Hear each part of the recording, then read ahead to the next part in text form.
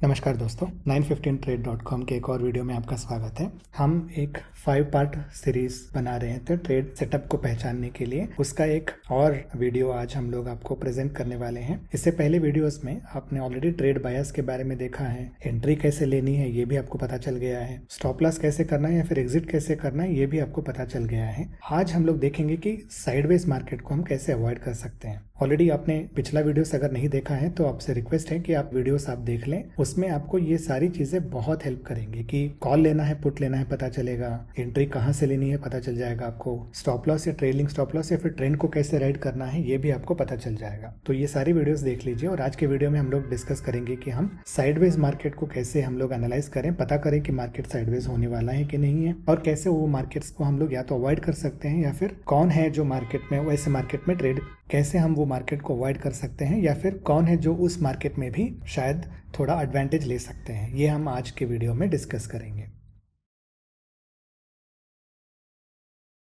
हम चलते हैं हिस्टोरिकल डेट में। हम देखते हैं कि कुछ ऐसे दिन हैं जहां पर मार्केट बहुत ही साइडवेज जाता है और उसमें बायर्स को बहुत ज़्यादा नुकसान हो जाता है। एक ऐसा डेट मैंने देखा है कि 9 जनवरी को था। हम उसमें देखते हैं कि कैसे हम पता कर सकते हैं कि ये मार्केट साइडवेज जाने वाला है या फिर ये मार्केट में शायद और आगे जाने के चांसेस कम है या फिर कैसे हम उसको आइडेंटिफाई कर सकते हैं। सुबह के टाइम हमारा नेगेटिव बायस था, मार्केट भी जीरो के नीचे था, ऊपर जा रहा था लेकिन नीचे भी तो आ रहा था, तो हम लोग नेगेटिव बायस बन के चल रहे हैं और क्योंकि ये सबसे बड़ा कैंडल था ऊपर का तो यहाँ पर हमें सेल लेने में कोई मतलब नहीं बनता था। या तो हम 600 है तो 50 पॉइंट्स ऊपर हम लोग सेल पोजीशन एंट्री हमारा 650 के आसपास एंट्री लेने की ही सोचते, वरना यहाँ पर तो एक तो रिबाउंड करने के बाद ही हम लोग एंट्री लेने की सोचते। हमारा पुट का बयास बन गया, वो तो क्लियर है। वो कैसे पता चलता है आप पिछले वीडियो में से पता कर सकते हैं। और स्ट्राइक पे हम लोग एंट्री ले रहे हैं तो मतलब 650 से हम लोग पुट लेने की कोशिश कर रहे हैं और अगर 650 से हम लोग पुट लेने की कोशिश कर रहे हैं और प्राइस नीचे गया है, जाने के बाद 11 बजे के आसपास कुछ होता है जो हमें बताता है कि शायद प्राइस नीचे जाने में थोड़ा प्रॉब्लम हो सकता है। एक तो यहाँ पर ये साइडवेज जा रहा है, अगर इतनी देर साइडवेज जा रहा है तो आपको शायद यहाँ पर एग्जिट करना ही बेहतर है। और दूसरी बात 11:10 पे अगर आप देखेंगे तो यहाँ पर आपको ये बहुत सारे इंडिकेशन बता देता है। क्या होता है कि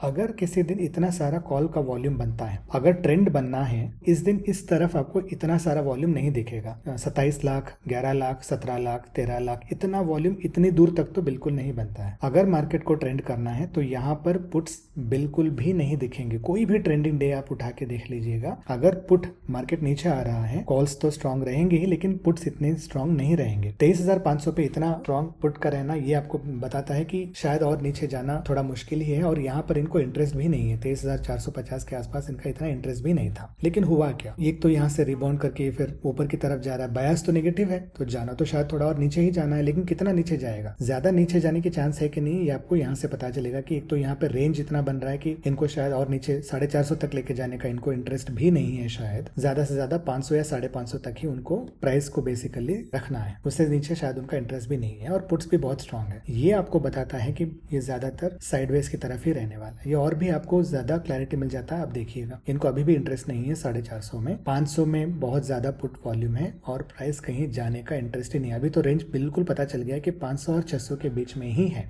रेंज ही इतना है, 500 और 600 उसके बीच में ही रेंज है। तो कब तक ये था देखिए, लगभग 1-1.5 बजे तक। तो हम आधे घंटे का भी अगर हम लोग डेटा देखेंगे 12 बजे का, यहाँ पे भी और ज्यादा पुट बढ़ रहे हैं। पुट्स तो बिल्कुल यहाँ से निकलने का नाम नहीं ले रहे हैं और बहुत ही स्ट्रांग है। 12:30 बजे भी अगर आप देखेंगे तो यहाँ पे भी आपको पता चल रहा है अभी भी इनका इंटरेस्ट यहाँ पे है ही नहीं। 450 पे, 500 पे ये बहुत ज्यादा बनाए, स्पेशली एक्सपायरी के दिन ये बहुत ज्यादा होता है क्योंकि वो दोनों तरफ का प्रीमियम मेल्ट कर देते हैं। वो ऐसे पोजिशन बना के बैठते हैं कि रेंज ही सिर्फ 50 से 100 पॉइंट का हो जाता है। दिख रहा है आपको 600 से 500 का ही रेंज है, प्राइस ही उसी रेंज में रहता है और उससे ज्यादा कहीं नहीं जाता है। उम्मीद करते हैं आपको समझ में आ गया होगा कि आप साइडवेज कैसे स्पॉट कर सकते हैं। एक और दिन का भी हम लोग देखेंगे, लेकिन करना क्या है ऐसे दिन पे। आइडियली अगर आप एक्सपायरी का दिन है तो अगर आप पुट का पोजीशन लेते भी है तो भी आपका प्रीमियम बहुत ज्यादा मेल्ट हो जाता है। अगर 550 का ही अगर हम ले लेते हैं, हम प्राइस अगर देखने की कोशिश करते हैं, कॉल का प्राइस तो नीचे चला गया, अगर आप पुट का देखते हैं चला तो गया ऊपर 20 से, फिर वापस वो नीचे ही आ गया। क्योंकि साइडवेज मार्केट में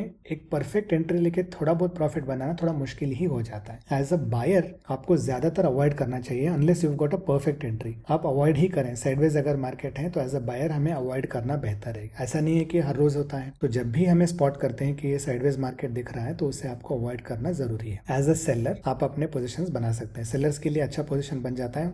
सेलर्स के लिए भी ज्यादा रिटर्न नहीं मिलता है क्योंकि ट्रेंडिंग नहीं है, जाना तो उसे 50 से 100 पॉइंट में ही है, लेकिन आपके लिए एडवांटेज बन जाता है क्योंकि नेगेटिव बायस है, प्राइस आपको लग रहा है कि नीचे की तरफ जाना है, तो आप ना कॉल सेल बनाकर पोजीशन कंटिन्यू कर सकते हो। एज अ सेलर आपको थोड़ा बहुत फायदा मिलता है। बहुत ज्यादा रिटर्न्स नहीं मिलते हैं, फिर भी आपको अच्छा थोड़ा बहुत तो आपको एडवांटेज मिलता ही है as a seller's point of view. देखते हैं किसी और दिन हमें ये ऐसा कुछ दिखाई दिया हो तो।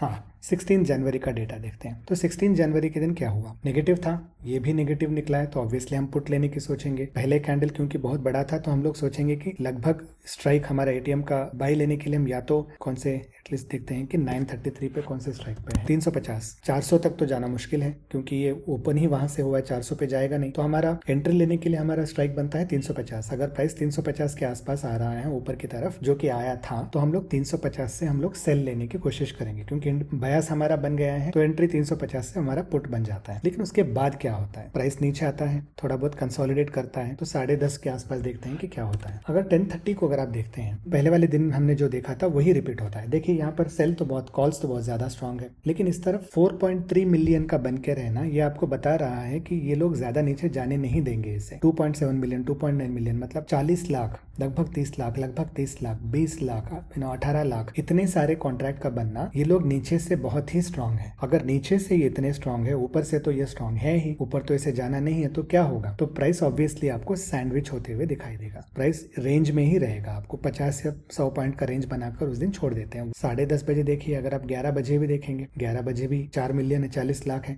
ये कम नहीं हो रहे हैं, तो उतने ही है। प्रेशर ज्यादा है, अगर ट्रेंड करना होता तो इनको छोड़ देना होता या फिर इन्हें छोड़ना होता, दोनों में से तो कोई छोड़ नहीं रहा है। जब तक ये इस तरह से पोजीशन बने रहते हैं, प्राइस साइडवेज में ही रहता है। आपको एक्सपायरीज के दिन ये बेसिकली बहुत ज्यादा एविडेंटली दिख जाता है। देखिए 50 लाख पे चला गया, ये 40 लाख पे आ गया, 30 लाख का था 40 लाख पे आ गया, ये भी 30 लाख पे ही है, ये भी कम नहीं हो रहा है, ये तो बढ़ रहा है, लेकिन यहाँ पे भी पोजीशंस अच्छे खासे स्ट्रांग है। इनको ऊपर जाने में ज्यादा इंटरेस्ट नहीं है, लेकिन नीचे भेजने के लिए ये लोग अपना पुट्स, अपने पोजीशंस नहीं छोड़ रहे हैं। ये आपको पूरा दिन में पता चलेगा कि ये अपने पोजीशन छोड़ ही नहीं रहे हैं, तो आपका पोजीशन तो वैसे बनेगा ही नहीं। क्या होगा? प्राइस पूरा साइडवेज में रह के आपके प्रीमियम को मेल्ट करेगा। ये हमने ऑब्जर्व किया है कि एक्सपायरीज के दिन बहुत ज्यादा होता है, इतने वॉल्यूम्स भी एक्सपायरीज के दिन ही ज्यादातर आते हैं, और एक्सपायरीज के दिन कई बार ऐसा होता है कि साइडवेज हो जाता है और प्रीमियम मेल्ट हो जाता है, ऊपर भी और नीचे भी। उम्मीद करते हैं कि आप समझ सकते हैं, आप आइडेंटिफाई कर सकते हैं कि मार्केट कब साइडवेज हो सकता है। ट्रेंड होता हो तो किसी एक तरफ आपको इतना स्ट्रांग आपको नंबर्स नहीं मिलेंगे, और यहाँ तक भी आपको सेलर्स मिलेंगे। कॉल सेलर्स आपको डीप इन द मनी भी दिखेंगे, या फिर पुट सेलर्स आपको डीप इन द मनी भी दिख जाते हैं। यहाँ पर क्योंकि put deep in the money है नहीं, तो आपको रेंज ही दिख रहा है कि 23,300, 23,200, वही रेंज में आपको पूरा प्राइस मूव हो रहा था। उम्मीद करते हैं कि आप साइडवेज मार्केट को स्पॉट करना आपके लिए आसान हो जाएगा इससे। और ये 5वां हिस्सा था हमारे सीरीज का, जिसमें आपको हमने पूरे ट्रेड सेटअप के बारे में बताया है। एक ट्रेडर के लिए क्या चाहिए होता है? एक तो उसे पता करना होता है कि उसे कॉल लेना है कि पुट लेना है, कि मार्केट ऊपर जाएगा कि नीचे जाएगा। उसके बाद उसे एंट्री चाहिए, दोनों हो गए आपके। उसके बाद में आपको एग्जिट चाहिए या फिर ट्रेलिंग स्टॉप लॉस चाहिए, वो आपको आपके ट्रेंड लाइन से आपको क्लैरिटी मिल जाती है। और आपको पता करना है कि क्या मार्केट साइडवेज रहने वाला है। ये ट्रेंड लाइन साइडवेज जाने से पहले ही आपको पता करना है कि क्या मार्केट साइडवेज जाने वाला है, वो आपको इससे पता चल जाएगा। साइडवेज मार्केट आपको 4th चार्ट से आसानी से पता चल जाता है, तो आपको पता है कि हर एक चार्ट की क्या क्या रिस्पॉन्सिबिलिटी है। बायस आपको इन दोनों से पता चलता है,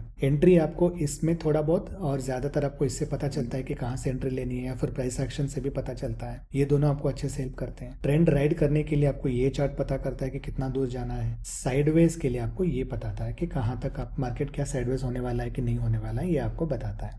हर एक चार्ट की अपनी स्पेशलिटी है, वो आप समझेंगे तो आपके लिए ट्रेड करना काफी आसान हो जाता है। उम्मीद करते हैं कि आपको वीडियो पसंद आया हो तो प्लीज लाइक कीजिए और सब्सक्राइब भी कीजिए, ताकि हम लोग इस पार्ट का एक और वीडियो भी है तो वो हम आपको अलर्ट नोटिफिकेशन आ जाएगा। नए वीडियोस हम जो भी बनाते हैं स्ट्रेटेजीज के ऊपर, वो भी आपको पता चल जाएगा, और आपको नए वीडियोस इमीडिएटली यूट्यूब आपको दिखाएगा कि कुछ भी हम नया स्ट्रेटेजी बनाते हैं तो आपको बता देगा। तो सब्सक्राइब जरूर कीजिएगा। उम्मीद करते हैं कि आपको ये सीरीज पसंद आया हो और ये वीडियोस भी आपको फायदेमंद हो रहे हो और आपके ट्रेडिंग जर्नी को सुधार रहे हो। अगर आपको कोई भी सवाल है, हमें डिस्कॉर्ड पे या फिर व्हाट्सएप पे संपर्क करें और हम आपकी पूरी मदद करने की कोशिश करेंगे।